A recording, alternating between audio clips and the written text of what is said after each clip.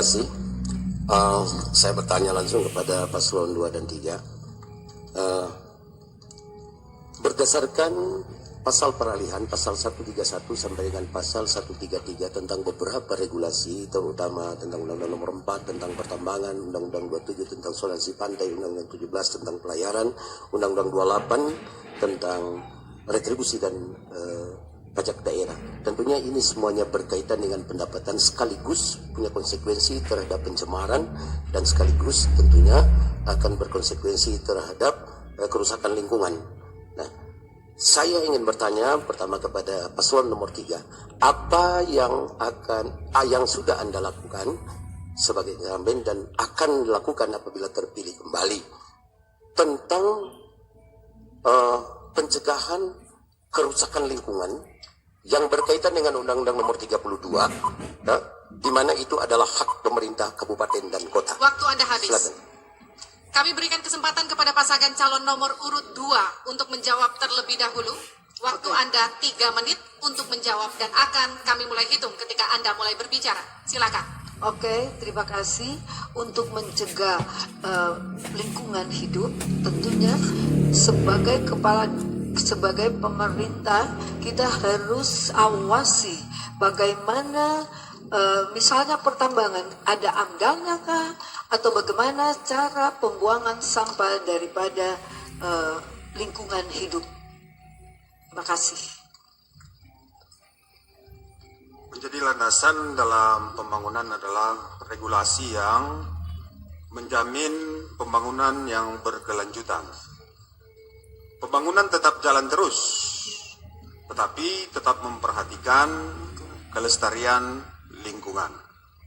Oleh karena itu, masa depan negeri ini, masa depan daerah ini akan terus memiliki jaminan untuk berkelanjutan di tengah-tengah kita melaksanakan berbagai kegiatan proses pembangunan yang berdampak langsung terhadap lingkungan hidup.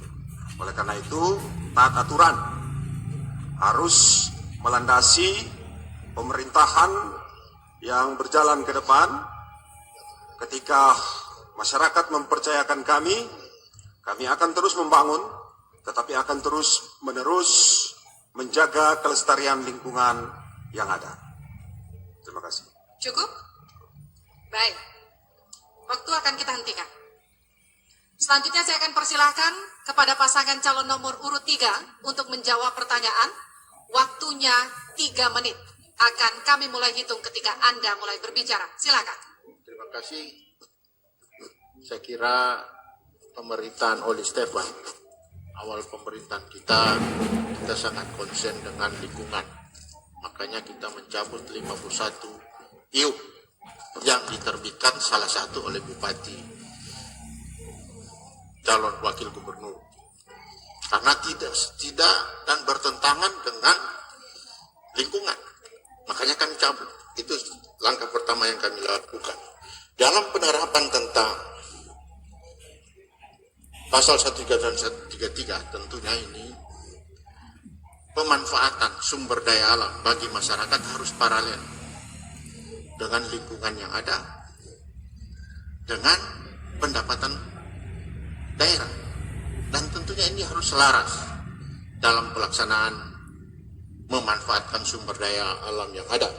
Saya kira banyak hal yang kita bisa lakukan bersama untuk pemanfaatan sumber daya alam ini untuk kemaslahatan dan untuk kebaikan dan kesejahteraan rakyat.